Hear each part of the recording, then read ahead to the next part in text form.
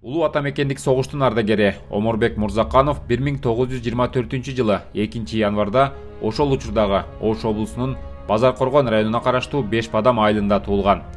Кызыл армиянын катарына 1942 жылы Ленин райондук аскер комиссариаты тарабынан чакырылган. 1943-44 жылдары 1953 аткычтар полкунун курамында кандуу согушка катышкан.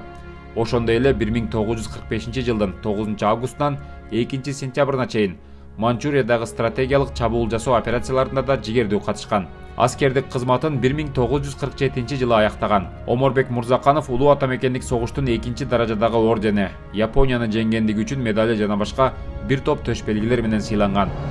1995 жылы 19 августта дүйнөдөн кайткан. Улуу ата мекендик согуштун катышуучусу катардагы жоокер Мурзаканов Оморбектин 6 неберелери Кыргыз Республикасынын күч түзүмдөрүндө мекенди коргоочулардын катарында кызмат өтөп келүүдө.